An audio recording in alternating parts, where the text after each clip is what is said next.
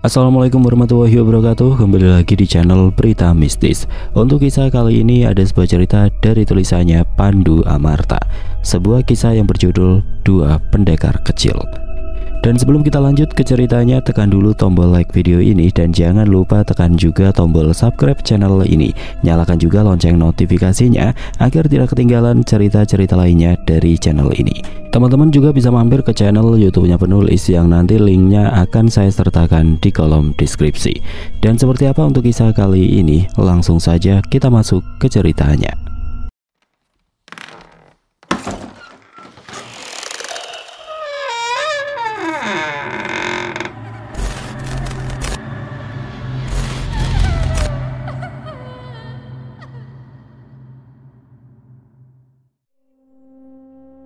Namaku Abi.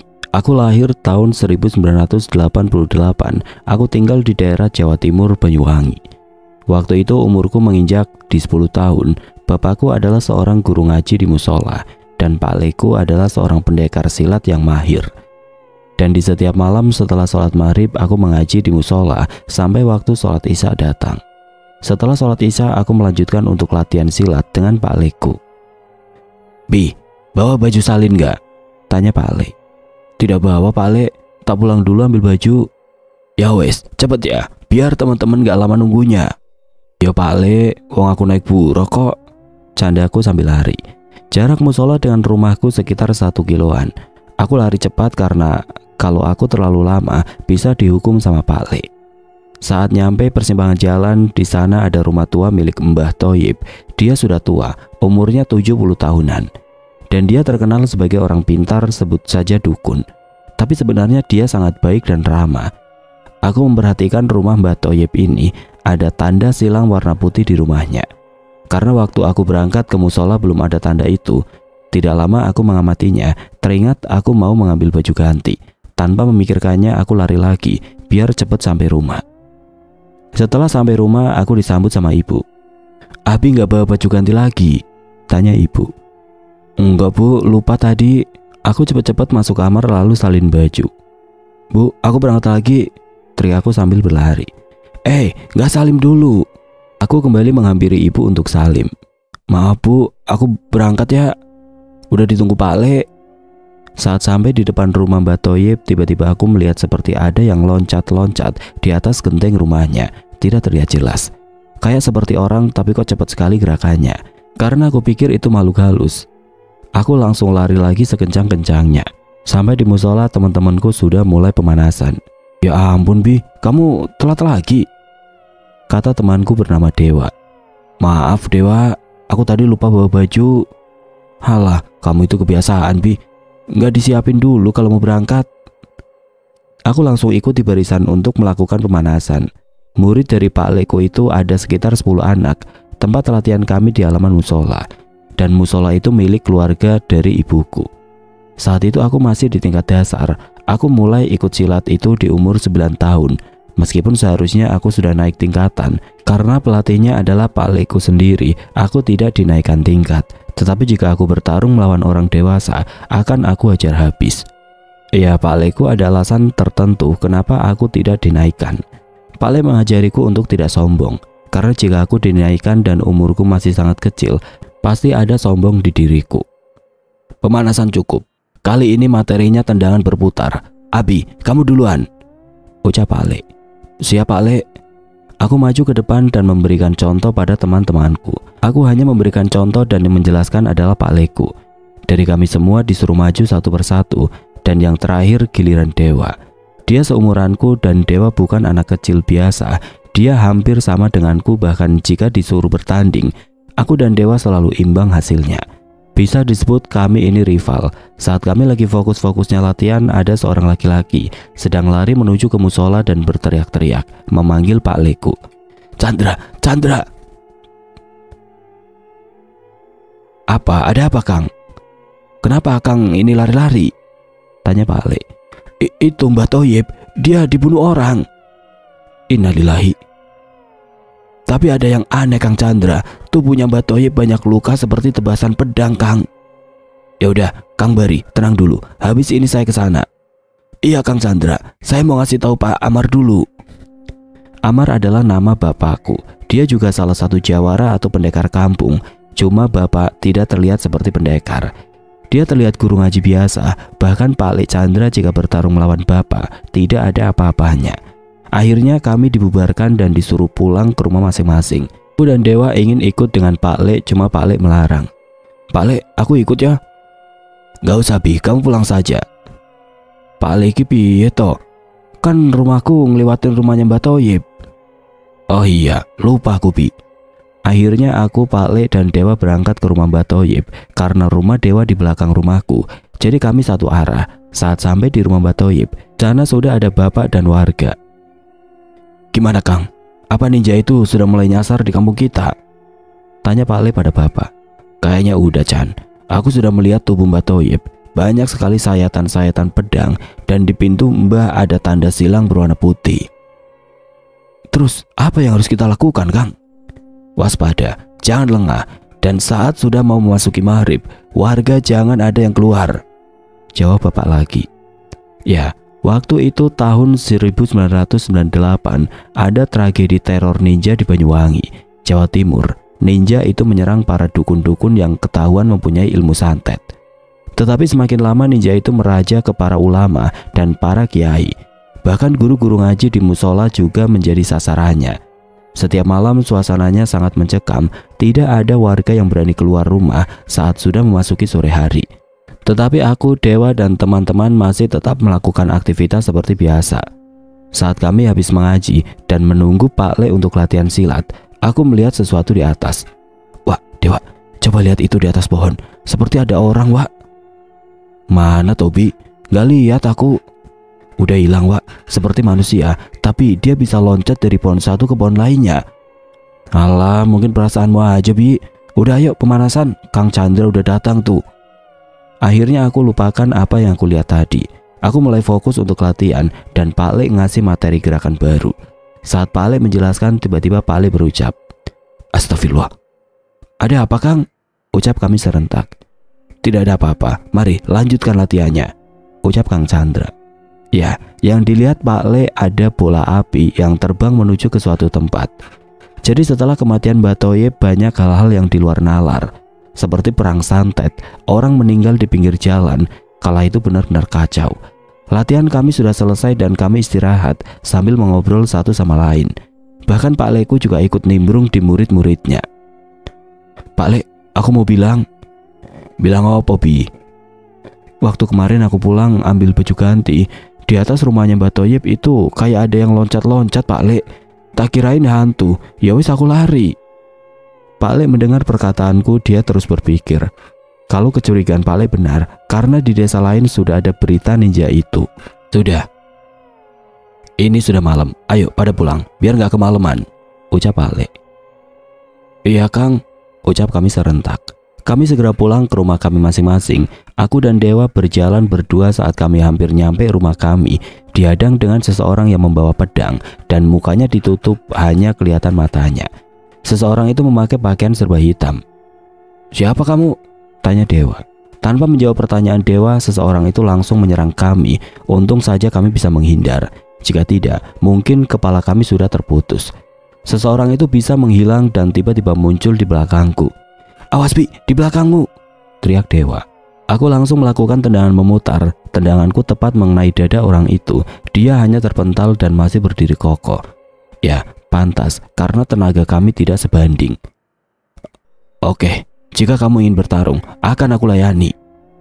Aku sudah mengincarmu sejak tadi dan tidak ada yang bisa melindungimu anak kecil, ucap seseorang itu. Jangan meremehkan kami. Dewa, mari kita beri pelajaran manusia ini. Oke Ram, beritahu siapa kita.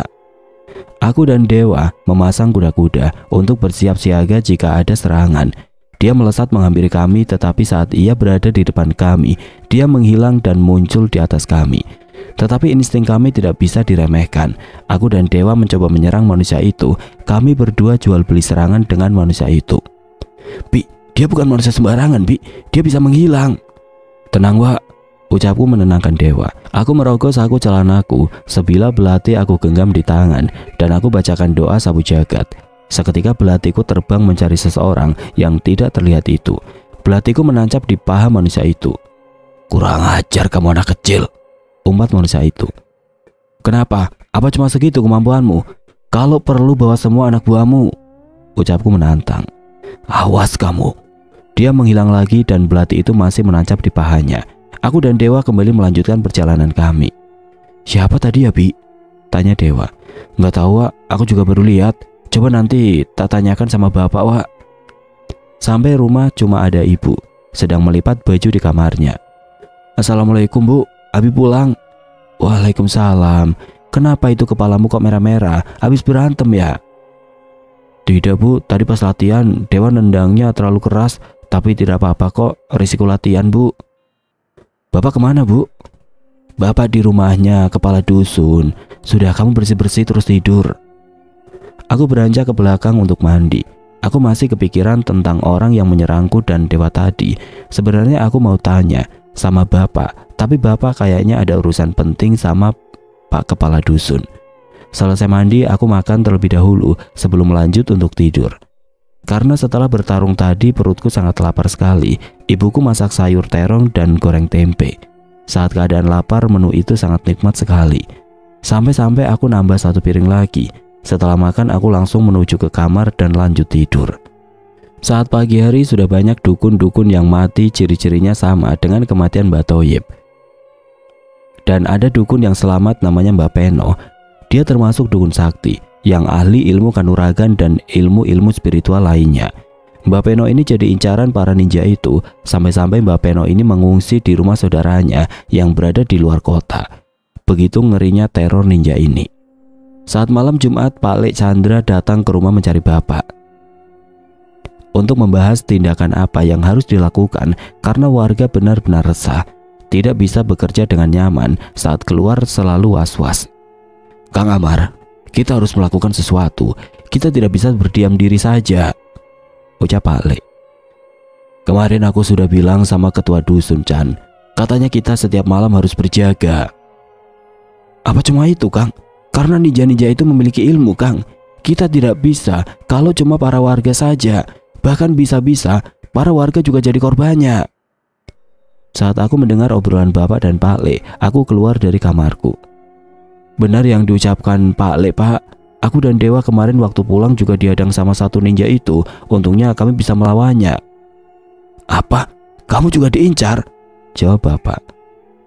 "Mungkin ninja-ninja itu tahu kalau Abi anak yang ikut perguruan silat, Kang." Setelah tahu kalau aku juga pernah dihadang, bapak berpikir keras dan dia mengingat sesuatu. "Chan, apa kamu ingat teman bapak kita dulu yang berada di lereng Gunung Raung?" ucap bapak. "Ingat, Kang. Kita minta bantuan sama dia sebelum kita melawan para ninja itu, karena aku sendiri sudah lama tidak pernah bertarung." Sementara para warga berjaga secara bergantian, karena hanya itu yang bisa mereka lakukan. Latihan silat pun dihentikan sama Pak Le demi keselamatan para murid-muridnya. Tapi tidak berlaku untuk aku dan Dewa, karena rumah kami berdekatan. Setelah Isya, aku dan Dewa berlatih berdua di rumahku. Saat aku berlatih, bapak keluar rumah. "Le, belati yang bapak berikan apa masih kamu simpan?" "Di bawah ninja, Pak. Kemarin Abi buat melawannya dan belati itu menancap di kakinya." "Oh, ya sudah, untung itu belati biasa." Aku dan Dewa istirahat sambil mengobrol-ngobrol kecil. "Bi, nanti kalau kamu udah besar mau jadi apa?" tanya Dewa. "Sebenarnya sih aku ingin menjadi tentara, Wak." "Lah, kamu mau jadi apa?" "Sama, aku juga ingin jadi tentara, Bi." "Alah kamu itu, ikut-ikut aja, Wak. Mau ya cari cita-cita yang lain." Kami memang sudah seperti saudara, sangat akrab sekali. Saat kami lagi asik bercanda, ibuku keluar sambil membawakan singkong goreng dan teh hangat. "Ayo dimakan dulu, habis latihan pasti lapar," ucap ibuku. "Wah, makasih Bude." Wes, kalau lihat makanan cepet banget responnya." Dewa tidak membalas perkataanku. Dia langsung mengambil singkong dan memakannya. Tiba-tiba ada lemparan shuriken. "Bu, segera masuk rumah, kunci pintu, jendela jangan ada yang tertinggal," ucap bapak. "Abi, Dewa, meskipun kalian masih berumur 10 tahun, aku yakin kalian bisa membantu bapak." "Iya, Pak." "Iya, Pak Ade." Kami berdua langsung bersiap. sedangkan bapak sudah menyopot sarungnya dan memakai celana hitam panjang. Sungguh aku baru pertama kali lihat bapak dalam keadaan seperti ini. Karena selama aku belajar silat, tidak pernah melihat bapak bertarung atau mengajar silat. Bapak hanya ngaji dan mengajar saja. Sungguh keren bapakku ini. Jika kalian memang ninja, keluar, jangan jadi pengecut. Kita duel satu sama lain. Untuk apa duel? Jika kamu mampu silahkan tangkap kami, ucap ninja itu. Pak Dek, hati-hati, dia bisa menghilang dan gerakannya sungguh cepat sekali, ucap Dewa. Abi, tolong jaga ibu. Bapak melepas bajunya di pinggang bapak. Sudah terselip sebuah mata tombak yang gagangnya pendek. Lalu bapak melangkah ke depan kami. Bapak bersiap dan memegang mata tombak itu. Ninja itu tetap tidak mau menghadap ke bapak, hanya loncat-loncat ke pepohonan dan atas rumah. Bapak menaruh mata tombak di depan dahinya, lalu bapak berteriak, Allahu Akbar. Sejak bapak tidak terlihat, gerakan bapak sangat cepat sekali. Bahkan bapakku seperti ninja itu. Seperti adegan di film laga, ninja itu kisaran 10 orang, sedangkan bapak menghadapi sendirian. Dewa pun berinisiatif untuk memanggil Pak Lek Chandra. Tetapi sebelum Dewa berangkat, ada satu ninja yang terjatuh terluka parah. Tetapi ninja itu kembali berdiri dan menghilang cepat. Sungguh tidak aku duga bapak mempunyai sebuah ilmu seperti itu. Aku dan Dewa hanya cuma bisa bersiaga, menjaga di depan pintu rumah karena ibu berada di dalam. Mungkin sekitar 20 menitan tidak ada suara pertarungan lagi. Lalu bapak muncul dari balik pohon di depan rumah. Aku dan Dewa segera menghampiri. Terlihat tubuh bapak banyak luka sayatan. Dan ada satu luka yang cukup parah di lengan bapak. Tetapi bapak masih berdiri kokoh. Tidak terlihat kelelahan sama sekali. Pak D, sungguh hebat. Pak, bapak tidak apa-apa? Tidak apa, Le. Tetapi para ninja itu sungguh tangguh semuanya. Bahkan mereka bisa menyembuhkan luka-lukanya secara cepat. Ya, para ninja itu bukan sembarangan karena mereka dibekali dengan ilmu-ilmu tertentu. Bahkan mereka bisa menyembuhkan lukanya secara hitungan menit. Ninja itu beraksi saat malam hari. Saat habis kejadian itu, bapak kembali bertemu dengan ketua dusun dan berencana untuk meminta bantuan kepada seseorang. Setelah keputusan ketua dusun, bapak kembali memanggil Pak Lek Chandra untuk datang ke rumah. Setelah asar, Pak Lek datang ke rumah. Assalamualaikum, Mbak Ayu. Salam Pak Lek. Waalaikumsalam, bentar. Oh alah Chandra toh, masuk Chan, ucap ibu. Iya Mbak Ayu, Kang Amar ada? Ada, cuma masih sholat. Tunggu bentar ya. Iya Mbak Ayu. Pak Lek menunggu bapak. Dia menunggu di luar dan sambil mencari mangga di depan rumah. Tetapi Pak Lek melihat ada tanda silang warna putih di tiang kayu rumahku. Dan habis itu Pak Lek melihat daun-daun pohon mangga kayak habis ditebang sangat berantakan.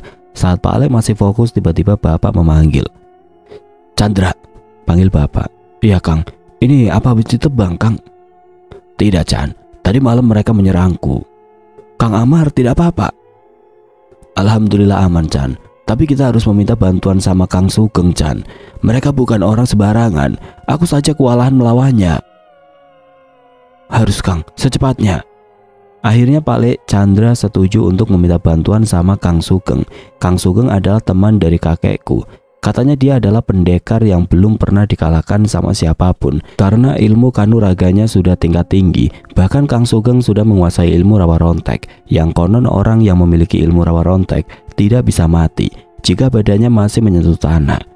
Kang Sugeng ini tinggal di lereng Gunung Raung, jadi jika ingin meminta bantuan harus menghampiri ke sana. Karena zaman itu masih belum ada HP. Aku akan menghampirinya Kang, ucap Pak Lek. Jangan Chan, kau bantu aku jaga desa ini karena aku tidak bisa bertarung sendirian. Lalu siapa yang ngasih tahu Kang Sugeng Kang? Aku ada rencana, semoga ini berhasil. Jadi nanti yang ngasih tahu Kang Sugeng biar Abi dan Dewa saja. Kamu yakin Kang? Abi sama Dewa masih kecil loh Kang. Apa Kang Amar tega jika mereka terjadi apa-apa? Aku percaya Chan, mereka berdua bukan anak kecil biasa. Bahkan kemarin malam Abi dan Dewa sudah berhadapan sama ninja Chan. Pak Lek hanya terdiam dan dia setuju rencana bapak karena memang tidak ada pilihan lain. Setelah sholat maghrib, bapak memanggilku. Le, Abi, sini sebentar. Iya Pak, ada apa? Tolong panggilkan Dewa. Iya Pak, sebentar. Aku keluar lewat pintu dapur karena rumah Dewa berada di belakang rumahku. Aku lihat Dewa sedang belajar di ruang tamu sendirian. Karena aku memakai sarung putih, aku mau menjahilinya. Sarungku aku kerudungkan di kepalaku dan kutempelkan hidungku di kaca jendela untuk menarik perhatian Dewa. Aku ketuk-ketuk kaca sambil mendesis. Dengan sekejap Dewa sadar kalau ada sesuatu di luar rumahnya. Dia sangat waspada dan mencoba mengambil tongkatnya. Saat dia membuka gorden jendela, dia meloncat kaget saat melihat wajahku. Aku dari luar tertawa puas melihat ekspresi Dewa seperti kucing yang kaget. Jangkrik, kamu Tobi, bikin kaget saja. Bukain pintu dong, aku mau bicara sebentar. Dewa membukakan pintunya dan aku langsung masuk. Wah, kamu dipanggil bapak untuk ke rumah. Ada apa? Nggak tahu, ayo ke rumahku sebentar. Dewa pamit dulu sama bapaknya, karena Dewa hanya tinggal sama bapaknya. Ibunya Dewa sudah meninggal. Kami berdua menuju rumahku, bapak sudah menunggu di ruang tamu, dan kami berdua disuruh duduk. Kalian tahu, kenapa bapak memanggil kalian? Tidak pak, ada apa memangnya pak? Tanya kami berdua. Bapak ada perintah untuk kalian berdua, untuk menemui seseorang yang ada di lereng Gunung Raung. Dia dulunya gurunya bapak dan Pak Le, namanya Mbak Sugeng. Untuk apa kami menemuinya pak? Untuk meminta bantuan. Karena teror ninja ini sudah meresahkan sekali. Tetapi kalian harus berhati-hati saat ke sana, karena di setiap desa pasti pada berjaga. Kalau malam, kalian jangan bergerak karena sangat berbahaya. Apa kalian bersedia? Tanpa pikir kami menyanggupinya. Untuk urusan izin sama bapaknya Dewa itu sudah urusan bapakku. Karena bapaknya Dewa bekerja dengan bapakku, kami disuruh berangkat besok pagi. Jadi malam itu juga kami mempersiapkan semuanya. Tepat pukul 5 pagi setelah sholat subuh, aku dan Dewa berangkat. Dan bapak berpesan untuk tidak sering lewat jalan raya, karena bisa dicurigai sama para warga yang lain, apalagi kalau memasuki desa lain. Jadi aku dan Dewa memutuskan untuk lewat hutan-hutan dan persawahan. Aku membutuhkan waktu 4 hari untuk ke daerah tempat tinggal Mbak Sugeng. Saat sudah memasuki desa terakhir, ternyata di sana sangat ketat penjagaannya. Jadi kami berdua mencoba menyelinap di malam hari. Abi, di desa ini sungguh ketat penjagaannya. Kita lewat mana, Bi? Kita menyelinap lewat belakang rumah para warga saja, Wak. Tapi harus hati-hati. Saat kami mulai pergerakan lagi, tidak sengaja kami lewat kandang kambing. Dan para kambing itu berteriak-teriak. Kami langsung lari segera menuju hutan. Tetapi ada satu warga yang melihat kita. Dia lari ke arah hutan, teriak warga itu. Ayo, kejar dia. Kami berdua terus lari tanpa memikirkan apapun.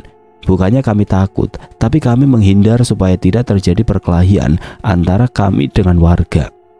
Saat kami sudah di tengah hutan, kami bingung harus kemana. Dewa, kita istirahat dulu. Iya Bi, aku capek. Saat istirahat aku melihat bola api terbang. Tetapi tidak hanya satu, puluhan, tidak mungkin, ratusan bola api. Entah itu apa aku tidak tahu, tetapi bola api itu saling beradu dan terjadi ledakan. Saat itu juga makhluk-makhluk di hutan lereng gunung itu semua pada menampakkan dirinya. Mulai dari makhluk besar berbulu, pocong, kuntilanak, bahkan sampai buto alas pun muncul. Seketika nyaliku sangat ciut karena aku tidak pernah melihat makhluk-makhluk mengerikan seperti itu sebelumnya. Bagiku lebih baik melawan rampok atau manusia daripada berurusan dengan hal seperti itu. Tetapi hanya aku yang melihat, Dewa tidak melihat sama sekali. Sungguh benar-benar ketakutan diriku ini seketika aku membaca doa-doa yang aku bisa. Tetapi para makhluk itu malah mendekat kepada aku. Aku berlindung di punggung Dewa. Abi, kamu lihat apa? Takut, Wak. Tolong usir makhluk-makhluk itu, Wak. Makhluk apa, Bi? Tidak ada apa-apa kok. Tiba-tiba ada seseorang berbicara dari dalam hutan. Suaranya seperti orang yang sudah berumur. Kalian berdua ngapain ada di sini? Ini bahaya. Kami sedang mencari seseorang. Bapak ini siapa? Tolong kami, Pak. Kalian mencari siapa? Kenapa mencari seseorang sampai ke hutan? Ceritanya panjang, Pak. Intinya kami mencari Mbak Sugeng. Saat mendengar nama Mbak Sugeng, orang itu mendekat ke arah kami. Untuk apa kalian mencariku? Apa Mbak ini Mbak Sugeng? Iya, aku Sugeng. Ya udah ayo, ikut ke kubuku dulu. Kalian ceritakan semuanya di sana. Akhirnya kami ikut dengan orang tua itu dan kami disuruh masuk ke gubuknya. Di dalam gubuknya sangat sederhana, hanya ada tempat tidur kecil dan 2 buah kursi saja. Aku sungguh heran kenapa masih ada yang tinggal di tengah hutan seperti ini tanpa penerangan. Hanya obor kecil saja penerangannya. "Kalian ini siapa? Kenapa bisa sampai di sini?"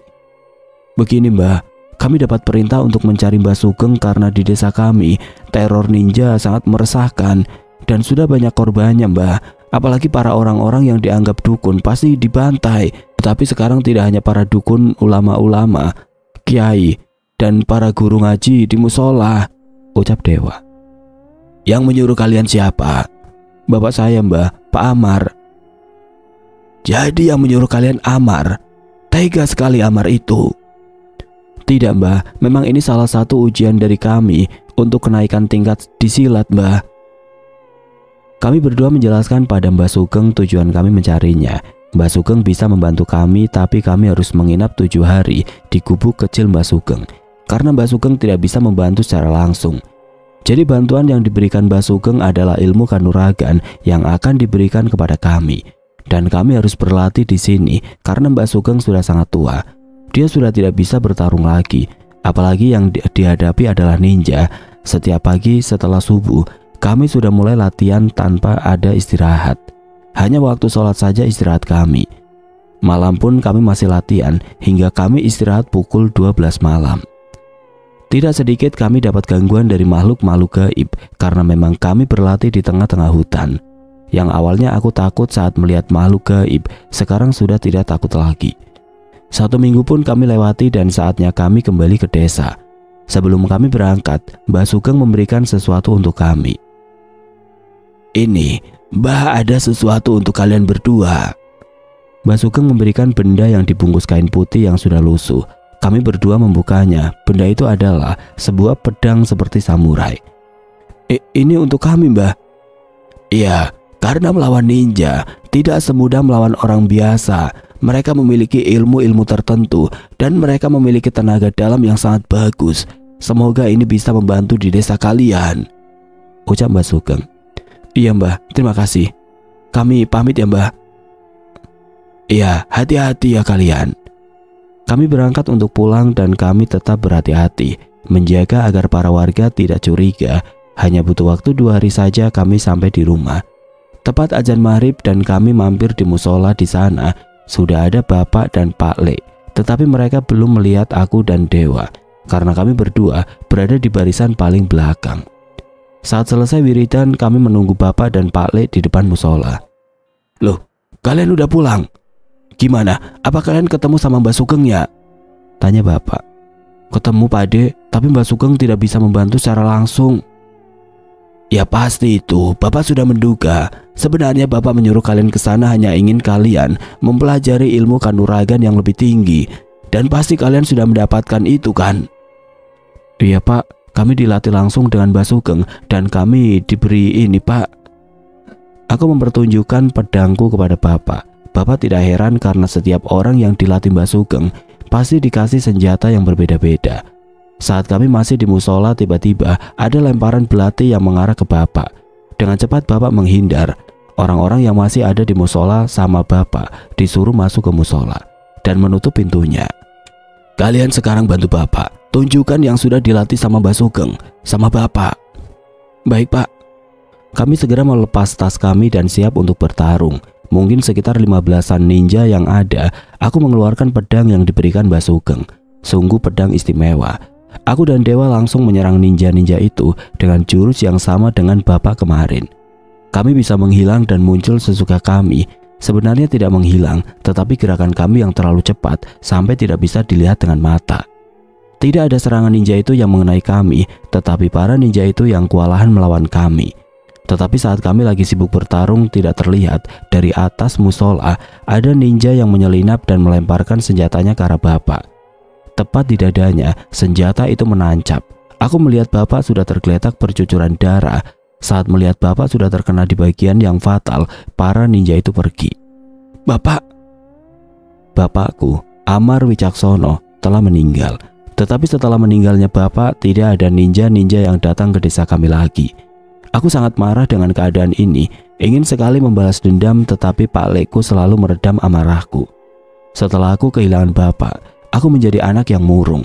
Tetapi untungnya ada Dewa yang selalu menghiburku. Aku terus belajar ngaji dan silat di setiap malamnya. Pak Lek Chandra sekarang sudah aku anggap seperti pengganti bapakku.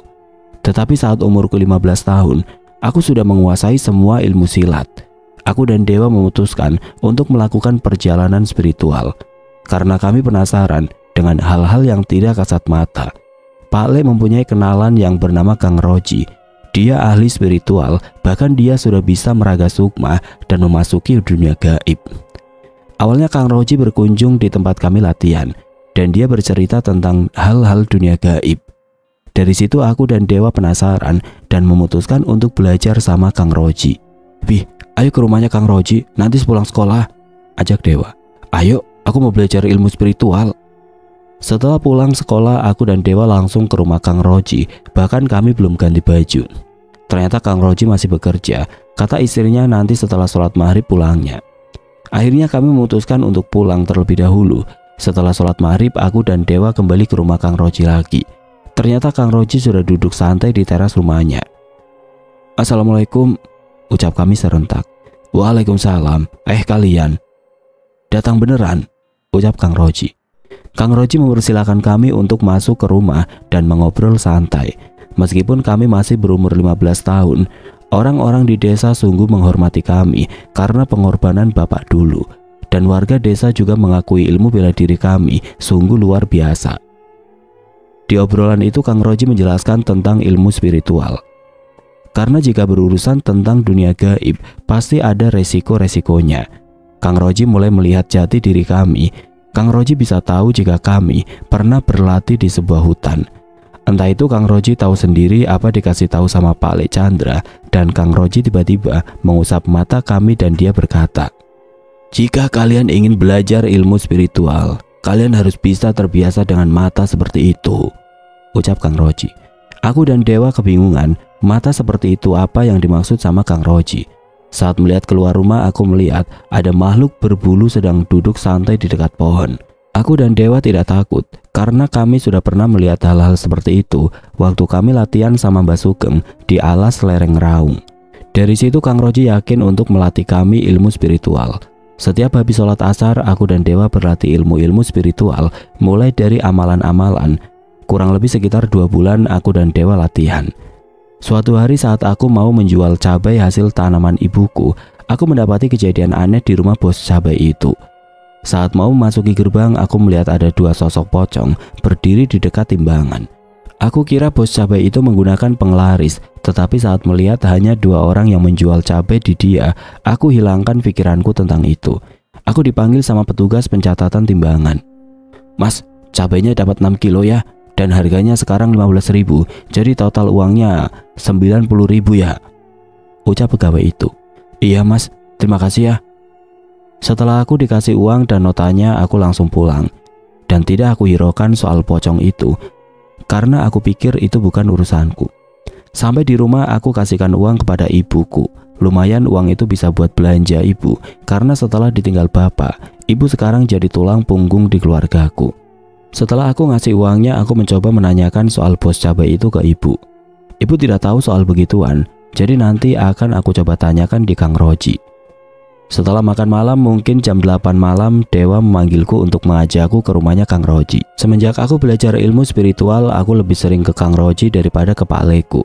Saat di rumah Kang Roji, aku langsung menanyakan tentang apa yang aku lihat di rumah bos cabai tadi siang. Kang Roji menerangkan apa saja jenis-jenis penglaris. Ada penglaris tanah kuburan, penglaris celana dalam, dan lain-lain.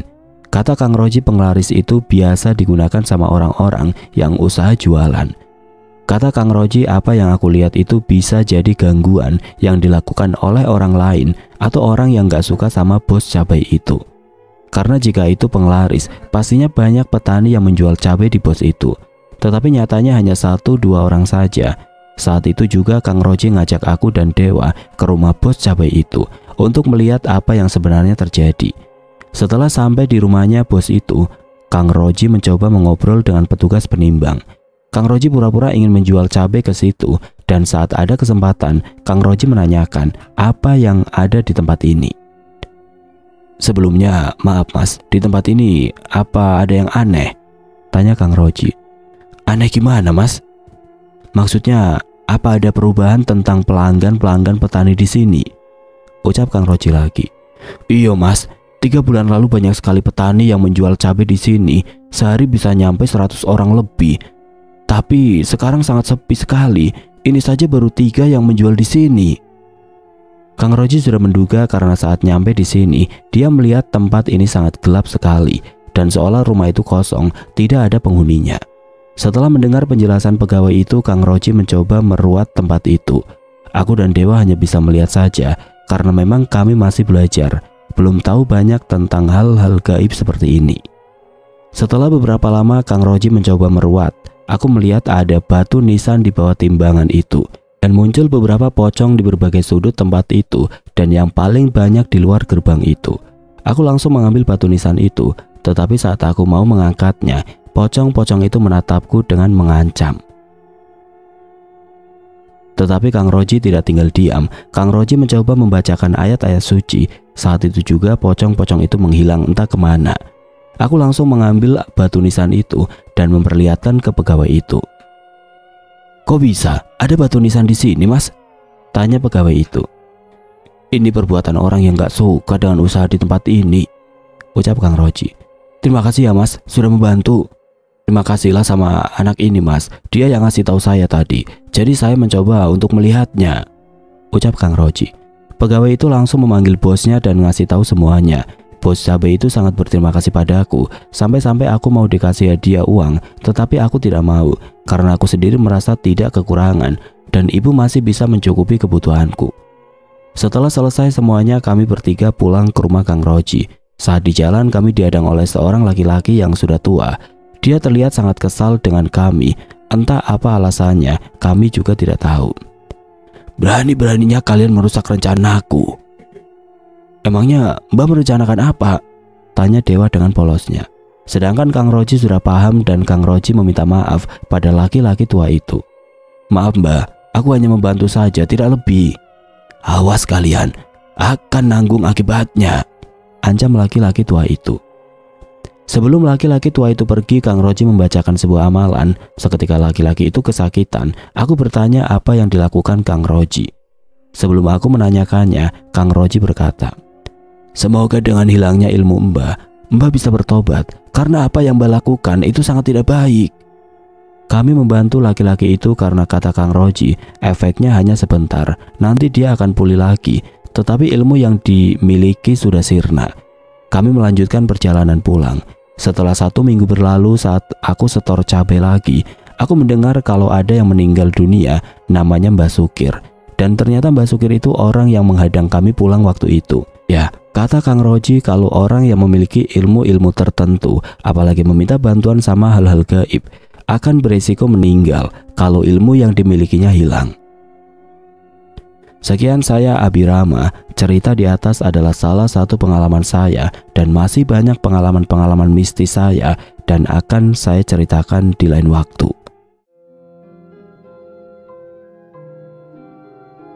Oke teman-teman, sekian untuk kisah kali ini. Bagaimana menurut kalian tentang kisah ini? Tulis komentar kalian di kolom komentar. Dan buat teman-teman yang baru bergabung, jangan lupa untuk like, komen, share, serta subscribe channel ini. Dan nantikan kisah-kisah horor berikutnya tetap di channel Berita Mistis. Wassalamualaikum warahmatullahi wabarakatuh.